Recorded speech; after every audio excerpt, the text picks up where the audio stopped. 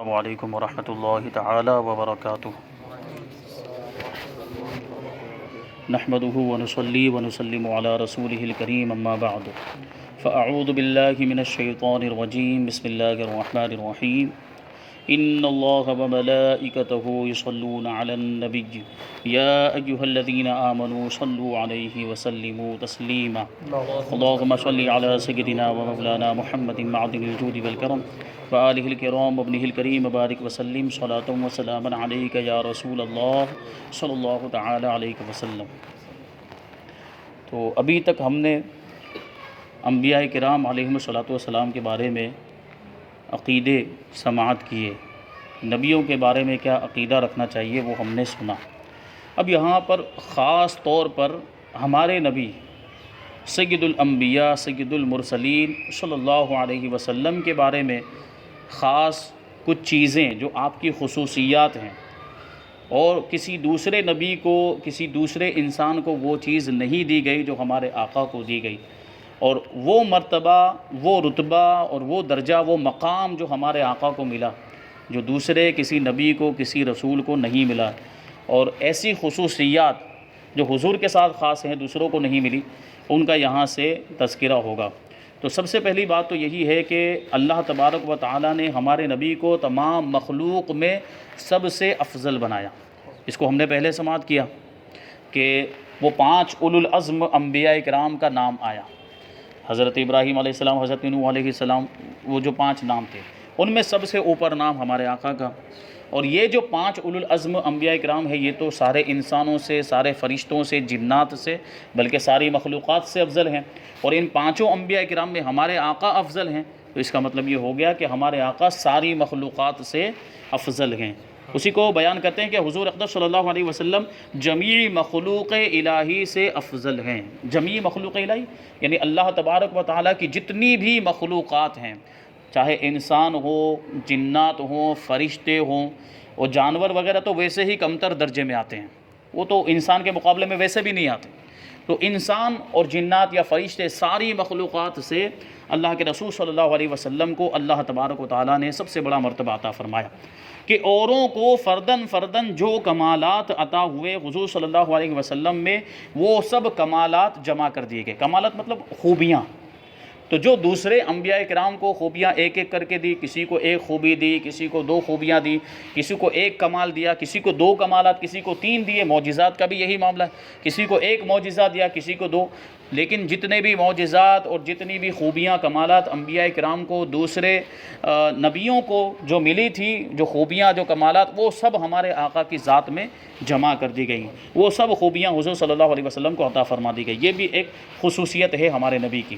اور ان کے علاوہ حضور صلی اللہ علیہ وسلم کو وہ کمالات بھی ملے جن میں کسی کا حصہ نہیں، یعنی پھر وہ چیز یہ تو کیسا تھا کہ اگرچہ سارے کمالات حضور کے اندر جمع کر دیے گئے، لیکن ان میں سے کوئی کمال ایسا تھا جو کسی اور نبی کو بھی ملا تھا، اور کوئی 2-3 کمالات ایسے ہیں جو دوسرے انبیاء کرام کو بھی ملے، دوسرے بھی ایسے کچھ کمالات ہیں، لیکن کچھ چیزیں ایسی ہیں جو حضور کی خصوصیات کہلاتی ہیں، اور یہ چیزیں ایسی ہیں جو کسی اور نبی کو کسی اور رسول کو نہیں ملے، بلکہ اوروں کو جو کچھ بھی ملا وہ حضور صلی اللہ علیہ وسلم کے صدقے میں ملا ہے، آپ کے طفیل میں ملا، بلکہ حضور صلی اللہ علیہ وسلم کے دست اقدس سے ملا۔ حضور نے عطا کیا، کیونکہ پوری کائنات کو عطا کرنے والے کون ہیں؟ دینے والا اللہ تبارک و تعالیٰ ہے، لیکن تقسیم کن کے دربار سے ہوتا ہے؟ ہمارے آقا کے دربار سے۔ حدیث پاک ہے کہ انما انا قاسم واللہ یعطی، میں تقسیم کرنے والا ہوں اور اللہ دیتا ہے، اللہ مجھے دیتا ہے اور پھر میں لوگوں میں تقسیم کرتا ہوں۔ رب ہے معطی، یہ ہیں قاسم، اعلیٰ حضرت فرماتے ہیں رب ہے معطی، یہ ہیں قاسم، رزق اس کا ہے، کھلاتے یہ ہیں۔ رب دینے والا ہے، معطی مانے وہ موتی والا موتی نہیں ہے، معطی عین کے ساتھ ہے۔ رب ہے معطی، یہ ہیں قاسم، اللہ عطا کرنے والا ہے اور یہ تقسیم کرنے والے ہیں۔ رزق اس کا ہے، کھلاتے یہ ہیں۔ حقیقت میں روزی دینے والا کون ہے؟ اللہ تبارک و تعالیٰ ہے۔ اس سے پہلے بھی ہم نے پڑھا کہ رزاق حقیقی اور مدد کرنے والا، حقیقی طور پر مدد کرنے والا کوئی ہے تو وہ اللہ تبارک و تعالیٰ ہے۔ یہ جو اولیاء کرام، انبیاء کرام جو مدد کرتے ہیں اللہ کی عطا سے مدد کرتے ہیں، اللہ نے ان کو طاقت دی ہے تو وہ اس کے ذریعے سے مدد کرتے ہیں، تو گویا یہ بھی جو مدد ہے یہ حقیقت میں اللہ کی مدد، اللہ نے ان کی مدد کی تو یہ دوسروں کی مدد کرتے ہیں۔ تو اسی طرح ہمارے آقا تقسیم کرتے ہیں، یعنی اللہ تبارک و تعالیٰ ان کو ساری نعمتیں دیتا ہے، پھر وہ نعمتیں مخلوقات میں تقسیم کرتے ہیں۔ تو یہ صفت ہو، یہ کمال ہے اللہ تبارک و تعالیٰ کے۔ اللہ تبارک و تعالیٰ نے اپنے نبی کو عطا فرمایا کہ سارے انسانوں کو جو کچھ بھی ملا وہ حضور کے دست اقدس سے ملا، بلکہ کمال اس لیے کمال ہوا کہ حضور صلی اللہ علیہ وسلم کی صفت ہے۔ کمال جو یا خوبی جو کہہ لیجئے، وہ خوبی بھی اچھی چیز اس وجہ سے ہوئی، اس میں بھی کمال اس وجہ سے پیدا ہوا کہ ہمارے نبی کی صفت بن گیا وہ۔ صفت کے بارے میں میں نے بتایا تھا کہ وہ لفظ یا وہ چیز جو کسی دوسری انسان کی یا کسی دوسری چیز کی کیفیت بیان کرے، حالت بیان کرے تو اس کو صفت کہا جاتا ہے۔ تو یہ کمال بھی اس لیے کمال ہوا کہ حضور کی صفت بن گیا ہے۔ حضور صلی اللہ علیہ وسلم کو اللہ تبارک و تعالیٰ نے مرتبہ محبوبیت کبریٰ سے سرفراز فرمایا۔ محبوبیت کبریٰ کا مطلب کیا ہو گیا کہ محبوبیت وہ بھی کیسی، محبوبیت کبریٰ یعنی سب سے بڑی محبوبیت۔ تو اس کا مطلب ہمارے آقا اللہ کے محبوب ہیں لیکن سب سے بڑے محبوب ہیں، کہ پھر اللہ کا ان سے بڑا کوئی محبوب نہیں۔ دوسرے بھی ہیں، انبیاء کرام بھی محبوب بندے ہیں، اولیاء کرام بھی محبوب بندے ہیں، لیکن نبی پاک جیسا محبوب اللہ کا کوئی اور نہیں ہے، کہ تمام خلق رضائے مولا کی متلاشی ہے اور اللہ تبارک و تعالی رضائے مصطفیٰ کا طالب ہے۔ ساری مخلوق اللہ تبارک و تعالیٰ کی رضا چاہتی ہے کہ اللہ ہم سے راضی ہو جائے، اللہ ہم سے خوش ہو جائے، تو ساری مخلوقات اللہ کی خوشنودی چاہتی ہے۔ لیکن حضور کا معاملہ یہ ہے کہ اللہ تبارک و تعالی حضور کی رضا چاہتا ہے، جو اعلیٰ حضرت کا شعر ہے کہ خدا کی رضا چاہتے ہیں دو عالم، خدا کی رضا چاہتے ہیں دو عالم اور خدا چاہتا ہے رضائے محمد صلی اللہ علیہ وسلم۔ یہ شان ہے۔ تو تمام مخلوق اولین و آخرین حضور صلی اللہ علیہ وسلم کی نیاز مند ہے، چاہے حضور سے پہلے جو لوگ گزر گئے حضرت آدم علیہ السلام سے لے کر اور حضور کے بعد جو قیامت تک جتنے بھی لوگ آئیں گے سب کو حضور صلی اللہ علیہ وسلم کی ضرورت ہے، سب نیاز مند ہیں، یہاں تک کہ حضرت ابراہیم خلیل اللہ علیہ السلام بھی۔ یہ تذکرہ کیا۔ پھر اس کے بعد دیکھیں کہ حضور صلی اللہ علیہ وسلم کو اختیارات تکوینیہ یعنی کائنات میں تصرف کے اختیارات عطا فرمائے گئے یا عطا نہیں فرمائے گئے، یہ سوال ہے، ٹھیک ہے۔ اختیارات تکوینیہ یہ جو پوری کائنات ہے، ٹھیک ہے، اس میں تصرف کرنا یعنی رد و بدل کرنا، یہ اس کے اختیارات، اس کی طاقت حضور کو عطا کی گئی کہ نہیں عطا کی گئی۔ تو بتاتے ہیں کہ حضور اقدس صلی اللہ علیہ وسلم اللہ تبارک و تعالیٰ کے نائب مطلق ہیں۔ نائب کا کیا مطلب ہوتا ہے کہ جو اصل ہوتا ہے جب تک وہ موجود ہے نائب کا کوئی کام نہیں، لیکن جو اصل کہیں چلا جائے تو پھر نائب وہی کام کرتا ہے جو اصل کا کام ہوا کرتا ہے، ٹھیک ہے۔ تو سارے اختیارات پھر اس کو بھی ملتے ہیں، نائب کو بھی ملتے ہیں۔ تو اللہ تبارک و تعالیٰ نے ہمارے آقا کو نائب مطلق بنایا ہے، یعنی پوری دنیا کے اندر اللہ کے رسول صلی اللہ علیہ وسلم تصرف کر سکتے ہیں، یعنی رد و بدل کر سکتے ہیں۔ جیسے رد و بدل کیسا ہوا، سورج کو پلٹا دیا، چاند کے 2 ٹکڑے کر دیے، یہ رد و بدل نہیں تو یہ تصرف نہیں، یہ تو اور کیا ہے، یہ حضور کے اختیارات نہیں ہے تو اور کیا، یہ حضور کا پاور اور یہ طاقت نہیں ہے تو اور کیا ہے۔ تمام جہان حضور صلی اللہ علیہ وسلم کے تحت تصرف کر دیا گیا، آپ کے قبضے میں دے دی پوری دنیا، جو چاہیں کریں، جسے چاہیں دیں اور جسے جو چاہیں واپس لے لیں۔ تمام جہان میں ان کے حکم کا پھیرنے والا کوئی نہیں، تمام جہان ان کا محکوم ہے، یعنی آپ پوری دنیا کے حاکم ہیں اور سب یعنی پوری دنیا آپ کی رعایا ہے، اور وہ اپنے رب کے سوا کسی کے محکوم نہیں۔ اللہ تبارک و تعالیٰ ان کا حاکم ہے اور حضور صلی اللہ علیہ وسلم صرف اپنے رب کے محکوم ہیں، حضور پر صرف ان کے رب کا حکم چل سکتا ہے، کسی اور کا حکم نہیں چل سکتا، کیونکہ اللہ تبارک و تعالیٰ سے بڑا پھر کوئی نہیں ہو سکتا۔ اور ہمارا یہ بنیادی عقیدہ ہے کہ حضور کا مرتبہ یہ اللہ تبارک و تعالیٰ کے بعد مخلوقات میں سب سے بڑا مرتبہ ہمارے آقا کا ہے۔ بعد از خدا بزرگ توئی قصہ مختصر، شیخ سعدی نے فرمایا کہ یا صاحب الجمال و یا سید البشر، اے حسن و جمال والے، اے انسانوں کے سردار، من وجہک المنیر لقد نور القمر، آپ کے روشن چہرے سے یہ چاند بھی روشنی پاتا ہے، اس کو جو روشنی ملی ہے آپ کے نورانی چہرے کے ذریعے ملی ہے۔ پھر آخر میں کہتے ہیں کہ لا یمکن الثناء کما کان حقہ، آپ کی کما حقہ تعریف کر ہی نہیں سکتے، آپ کی کما حق ہو تعریف ممکن ہی نہیں، اتنی ساری خوبیاں اللہ تبارک و تعالیٰ نے عطا فرمائی۔ بس یہی کہا جا سکتا ہے کہ بعد از خدا بزرگ توئی قصہ مختصر، کہ اللہ کے بعد اگر کسی کا سب سے بڑا مرتبہ ہے تو وہ ہمارے آقا کا مرتبہ ہے، تو اللہ کا ہی حکم ہمارے آقا پر چلتا ہے۔ حضور صرف اللہ کے محکوم ہیں، باقی کسی کے محکوم نہیں، یعنی باقی کسی کا حکم ہمارے نبی پر نہیں چلتا۔ تمام آدمیوں کے مالک ہیں حضور صلی اللہ علیہ وسلم، تمام انسانوں کے مالک، جو انہیں اپنا مالک نہ جانے حلاوت سنت سے محروم رہے، یعنی سنت کی جو وہ نبی پاک صلی اللہ علیہ وسلم کی سنت کی جو مٹھاس ہے وہ اس سے محروم رہے گا، جو حضور کو اپنا مالک نہیں مانتا ہے۔ تو اللہ تبارک و تعالیٰ نے تو سارے خزانوں کی کنجیاں اور ساری چیزیں، سارے اختیارات حضور کو عطا فرما دیے ہیں۔ تمام زمین ان کی ملک ہے، تمام جنت ان کی جاگیر ہے۔ جنت بانٹتے ہیں، عشرہ مبشرہ کا واقعہ نہیں سنا؟ 10 صحابہ کرام، یہ جنتی یہ جنتی یہ جنتی، تو وہ کون کر سکتا ہے جس کو جنت کا اختیار دیا گیا؟ جنت کون بانٹ سکتا ہے؟ جس کے قبضے میں ہو جنت، جس کی جاگیر ہو جنت۔ تو ہمارے آقا کے یہ معاملات اللہ تبارک و تعالیٰ نے ایسے اختیارات عطا فرمائے۔ ملکوت السماوات والارض حضور صلی اللہ علیہ وسلم کے زیر فرمان ہے، یعنی زمین کی مخلوقات اور آسمان کی مخلوقات یہ سب حضور صلی اللہ علیہ وسلم کے فرمان کے تحت ہیں، یعنی حضور جو فرماتے ہیں یہ ویسا کرتے ہیں۔ جانوروں کے واقعات آپ نے پڑھے ہوں گے، سنے ہوں گے کہ حضور کے سامنے جانور بھی اطاعت کیا کرتے تھے، آپ کے حکم کی پیروی کیا کرتے، اور کتنے جانوروں کے ایسے واقعات کہ وہ سجدے بھی کرتے تھے جانور، جس سے اونٹ کا ایک واقعہ ہے کہ اونٹ نے حضور کی بارگاہ میں سجدہ کیا تھا۔ پھر ایک اونٹ کا ایسا واقعہ جو اپنے مالک کی نافرمانی کرتا تھا، حضور نے اس کو سمجھایا تو وہ سمجھ گیا۔ تو جانوروں کی بولیاں بھی جانتے تھے، اور جانوروں کو جو کہتے تھے جانور اس پر عمل بھی کیا کرتے تھے۔ تو یہ ساری چیزیں حضور کے تحت فرمان۔ جنت و نار کی کنجیاں دست اقدس میں دے دی گئی۔ جنت و نار یعنی جنت اور دوزخ، ان کی چابیاں حضور صلی اللہ علیہ وسلم کے مبارک ہاتھوں میں دے دی گئی، جسے چاہے جنت دے دیں اور جسے چاہیں جہنم میں پہنچا دیں۔ رزق و خیر اور ہر قسم کی عطائیں حضور صلی اللہ علیہ وسلم کے دربار ہی سے تقسیم ہوتی ہے۔ ابھی میں نے کہا کہ اللہ دیتا ہے اور حضور تقسیم کرتے ہیں، تو جو کچھ بھی بھلائیاں ہیں، رزق ہے، روزیاں ہے، اور ساری عطائیں، ساری برکتیں یہ حضور کے دربار ہی سے تقسیم ہوتی ہیں۔ دنیا اور آخرت حضور صلی اللہ علیہ وسلم کی عطا کا ایک حصہ ہے، کہ یہ دنیا بھی جو وجود میں آئی ہے اور آخرت کے بھی جو معاملات ہیں یہ سب حضور صلی اللہ علیہ وسلم کے صدقے میں۔ میں نے کہا تھا کہ سب سے پہلے اللہ تبارک و تعالیٰ نے اپنے نبی کے نور کو پیدا کیا، پھر اس نور سے یہ پوری کائنات وجود میں آئی، تو اگر نبی کا نور نہیں ہوتا تو یہ دنیا نہیں ہوتی۔ اب ہے کہ اللہ تبارک و تعالیٰ نے احکام تشریعیہ حضور صلی اللہ علیہ وسلم کو سپرد فرما دیے۔ احکام تشریعیہ یعنی وہ احکام جن کا تعلق شریعت سے ہو، جائز ناجائز، حلال حرام، یہ مباح مستحب سنت فرض واجب، یہ ساری جو چیزیں ہیں ان کو احکام تشریعیہ کہتے ہیں۔ اور یہ سب چیزیں بھی اللہ تبارک و تعالیٰ نے ہمارے آقا کے اختیار میں دے دی۔ کیسے کہ احکام تشریعیہ حضور صلی اللہ علیہ وسلم کے قبضے میں دے دیے گئے، کہ جس پر جو چاہیں حرام فرما دیں، اور جس کے لیے جو چاہیں حلال کر دیں، اور جو فرض چاہیں معاف فرما دیں۔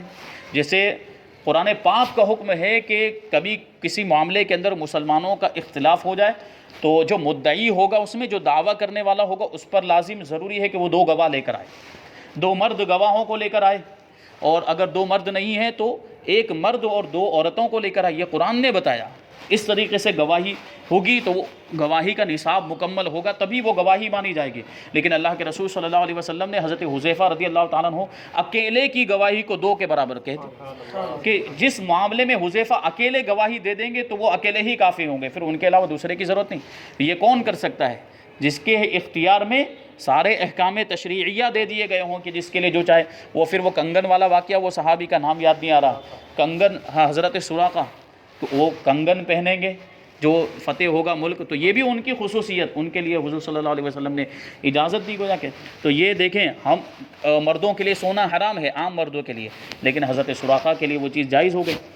اب ایک سوال ہے کہ روز میثاق تمام انبیاء کرام سے کیا عہد لیا گیا؟ روز میثاق یعنی جب ساری روحوں کو جمع کیا گیا، دنیا میں انسان کو بھیجنے سے پہلے روحیں جو تھیں ان کا ایک اجتماع ہوا، ان سب کو جمع کیا، جتنی بھی انسان، جو بھی انسان قیامت تک دنیا میں آنے والے تھے، سب کی روحوں کو جمع کیا، اس میں انبیاء کرام کی بھی روحوں کو خاص طور پر جمع، ان کا ایک الگ اجتماع ہوا جس کا ذکر قرآن مجید کے اندر ہے کہ وَإِذْ أَخَذَ اللَّهُ مِيثَاقَ النَّبِيِّينَ لَمَا آتَيْتُكُم مِّن كِتَابٍ وَحِكْمَةٍ ثُمَّ جَاءَكُمْ رَسُولٌ مُصَدِّقٌ لِّمَا مَعَكُمْ لَتُؤْمِنُنَّ بِهِ وَلَتَنصُرُنَّهُ، اس کا یہ ذکر قرآن مجید کے اندر موجود ہے کہ یاد کرو جب اللہ نے میثاق النبیین انبیاء کرام سے عہد و پیمان لیا، وعدہ لیا، کیا وعدہ لیا وہ اس کا ذکر یہاں پر کرتے ہیں۔ تو روز میثاق تمام انبیاء کرام سے حضور صلی اللہ علیہ وسلم پر ایمان لانے اور حضور صلی اللہ علیہ وسلم کی نصرت یعنی مدد کرنے کا عہد لیا گیا، ان سے وعدہ لیا گیا۔ اب انبیاء کرام تو حضور سے پہلے آ گئے، تو پھر حضور پر ایمان لانے کا کیا مطلب؟ تو حضور پر ایمان لانے کا مطلب یہ ہے کہ حضور کے دنیا میں تشریف لانے سے پہلے ہی ان کا یہ عقیدہ تھا سارے انبیاء کرام کا، اور انہوں نے اپنی امتوں کو بھی یہی سکھایا کہ ایک نبی ایسے ہوں گے جو نبی آخر الزماں ہوں گے، جو خاتم النبیین ہوں گے، اور وہ جب تشریف لائیں گے تو نبوت کا سلسلہ ختم ہو جائے گا، ان کے بعد کوئی نبی نہیں ہوگا۔ تو وہ خود بھی یہ تمنا کرتے تھے کہ کاش کہ ان کا زمانہ ملے، اگر ان کا زمانہ ہمیں مل جائے گا تو ہم ان پر ایمان لے آئیں گے، اور اگر نبی کا جو ہے کہ ان کی زندگی کا وقت ختم ہو جاتا ظاہری زندگی کا، تو وہ اپنی امت کو وصیت کر کے جاتے کہ اگر تم کو نبی آخر الزماں کا زمانہ مل جائے تو ان پر ضرور ایمان لانا، ان کی ضرور مدد کرنا، ان کی جماعت میں شامل ہو جانا، ان کے لشکر میں شامل ہو جانا، اور اسی شرط پر یہ منصب اعظم ان کو دیا گیا۔ یعنی انبیاء کرام کو جو نبوت بھی ملی ہے وہ اسی شرط پر ملی ہے کہ نبی پاک پر ایمان لائیں گے، خاتم النبیین پر ایمان لائیں گے اور ان کی مدد کریں گے۔ اسی تصدیق کی بنیاد پر اور اسی وعدے کی بنیاد پر ایسا عظیم منصب انبیاء کرام کو اور رسولان اعظام کو ملا۔ تو اب آگے دیکھیں کہ کیا دیگر انبیاء کرام کی طرح حضور صلی اللہ علیہ وسلم بھی کسی خاص قوم کی طرف مبعوث ہوئے؟ پہلے زمانے میں یہ ہوتا جو اگلے انبیاء کرام ہوتے وہ کسی خاص قوم میں آتے تھے یا کسی خاص علاقے میں آتے تھے، تو کیا ایسا ہی معاملہ ہمارے آقا کا بھی ہے؟ تو فرماتے ہیں کہ اور انبیاء کی بعثت تو خاص کسی ایک قوم کی طرف ہوئی، مگر حضور اقدس صلی اللہ علیہ وسلم تمام مخلوق، انسان و جن، بلکہ ملائکہ، حیوانات، جمادات، سب کی طرف مبعوث ہوئے۔ یعنی تمام مخلوقات کے نبی بنا کر آپ کو بھیجا گیا، انسانوں کا بھی نبی بنا کر، جنات کا، فرشتوں کا، جانوروں کا، بلکہ جمادات مطلب جن چیزوں میں جان نہیں ہوتی، جیسے درخت ہیں، پتھر، ان چیزوں کا بھی نبی بنا کر بھیجا ہے۔ تو بظاہر تو یہ دیکھیں ان میں جان نہیں ہوتی، بولتے نہیں ہیں، لیکن پتھر بھی کلمہ پڑھتے ہوئے نظر آتے ہیں، پتھر بھی حضور پر درود پڑھتے ہوئے نظر آتے ہیں۔ وہ حضور کی حدیث پاک ہے کہ میں مکہ میں جہاں سے گزرتا تھا تو وہاں کے پتھر اور وہاں جو جتنے بھی درخت وغیرہ آتے تھے سب مجھ پر سلام پیش کیا کرتے تھے۔ تو یہ شان ہے کہ درختوں نے بھی، پتھروں نے بھی، بے جان چیزوں نے بھی نبی پاک صلی اللہ علیہ وسلم کی نبوت کو تسلیم کیا، آپ کو جانا اور پہچانا ہے۔ یہ شان اللہ تبارک و تعالیٰ نے ہمارے نبی کو عطا فرمائی۔ اب سوال یہ ہے کہ جو شخص یہ کہے کہ حضور صلی اللہ علیہ وسلم کے زمانے میں یا بعد میں کوئی نیا نبی آ سکتا ہے، اس کے بارے میں کیا حکم ہے؟ تو حضور خاتم النبیین ہے، ما کان محمد ابا احد من رجالکم ولکن رسول اللہ وخاتم النبیین، قرآن کی آیت 22 مبارک کی آیت کہ محمد صلی اللہ علیہ وسلم تم میں سے کسی کے باپ نہیں ہے، ٹھیک ہے، ولاکن رسول اللہ، لیکن وہ اللہ کے رسول ہیں اور خاتم النبیین ہیں، کہ نبوت کا سلسلہ آپ پر ختم ہو گیا۔ قرآن کی آیت آ گئی تو بات ختم ہو جاتی ہے، پھر بھی اس میں بیجا تعویلیں کرنے کی کوششیں کی جاتی۔ قاسم نانوتوی نے لکھا کہ اگر معاذ اللہ حضور کے زمانے میں یا بعد میں بھی کوئی نبی آ گیا تو خاتمیت محمدی میں کوئی فرق نہیں آ گیا۔ یہ کیسی بات ہو گئی؟ حضور آخری نبی ہیں، تو اب آپ کے بعد کوئی دوسرا نبی آئے گا تو پھر آپ آخری نبی کیسے رہ جائیں گے؟ تو یہ کہہ رہا ہے قاسم نانوتوی کہ اگر حضور کے بعد بھی کوئی نبی آ جاتا ہے تب بھی حضور کے خاتم ہونے میں کوئی فرق نہیں آئے گا، تو اس سے بڑا بے وقوف اور کون ہو سکتا ہے؟ یہ عقیدہ ان لوگوں کا، جاہلوں کا ہے۔ تو حضور خاتم النبیین ہے، یعنی اللہ تعالیٰ نے سلسلہ نبوت حضور صلی اللہ علیہ وسلم پر ختم کر دیا کہ حضور صلی اللہ علیہ وسلم کے زمانے میں یا بعد میں کوئی نیا نبی نہیں ہو سکتا۔ اب یہ نیا نبی کی قید اس لیے لگائی ہے کہ حضرت عیسیٰ علیہ السلام آئیں گے قیامت سے پہلے، حضرت عیسیٰ علیہ السلام، لیکن وہ نئے نبی نہیں ہیں، وہ تو پہلے آ چکے ہیں دنیا میں، ان کو اٹھا لیا گیا ہے آسمان پر، وہ پھر قیامت سے پہلے وہ جو ہے کہ دنیا میں تشریف لائیں گے، وہ پھر جو واقعات ہوں گے وہ ہوں گے۔ تو کوئی بھی نیا نبی نہیں آ سکتا ہے جو حضور صلی اللہ علیہ وسلم کے زمانے میں یا حضور صلی اللہ علیہ وسلم کے بعد کسی کو نبوت ملنا مانے یا جائز جانے، وہ کیا ہو جائے گا؟ وہ کافر ہو جائے گا۔ تو یہ بنیادی عقائد حضور صلی اللہ علیہ وسلم کے بارے میں یہ خاص طور پر ذہن میں رکھنا ہے اور یہ دوسروں تک بھی پہنچانے کی ضرورت ہے۔ یہ بہت اہم چیزیں ہیں، کیونکہ عام طور پر یہ چیزیں جو ہے کہ کیونکہ بیانات جو ہوتے ہیں یا تقریریں جو ہوتی ہیں وہ کسی خاص ٹاپک پر ہوتی ہیں، کسی خاص موضوع کو لے کر وہ جو ہے کہ بیان کرتے ہیں، تو یہ ساری چیزیں اس میں نہیں آ سکتی۔ کوئی ایک چیز آ گئی، کوئی ایک عقیدہ آ گیا، تو یہ بہت کم، یہ چیزیں جو ہے بہت کم سننے میں آتی ہیں۔ آپ لوگوں میں سے بہت لوگ ابھی پہلی بار یہ سب باتیں سن رہے ہوں گے، جو حضور صلی اللہ علیہ وسلم کے بارے میں ہمیں خاص طور پر جو ہمارا عقیدہ ہونا چاہیے، اور حضور صلی اللہ علیہ وسلم کی کیا فضیلت، کیا شان ہے، حضور کی کیا خصوصیت ہے، وہ ساری چیزیں ہم کو اس میں جاننے کو ملی ہیں۔ تو ہمیں یہ اس سلسلے کو آگے بھی جاری رکھنا ہے، ہمیں خود بھی مطلب اس میں شرکت کرنی ہے، دوسروں کو بھی اگر لا سکتے ہوں تو لے کر آنا ہے، اور پھر اس کی جو ریکارڈنگ ہوتی ہے اگر ممکن ہو تو اس ریکارڈنگ کو بھی زیادہ سے زیادہ آگے بڑھانا چاہیے، کیونکہ ٹیکنالوجی کا زمانہ ہے اور سوشل میڈیا کا زمانہ ہے، تو اس کے ذریعے سے ہمیں اس کو آگے دوسروں تک پہنچانے کی کوشش کرنی چاہیے، تاکہ زیادہ سے زیادہ اصلاح کا کام ہو، لوگ اپنے عقائد کو مضبوط کریں۔ اللہ تبارک و تعالی ہمیں عمل کرنے کی توفیق عطا فرمائے۔ وما علینا الا البلاغ۔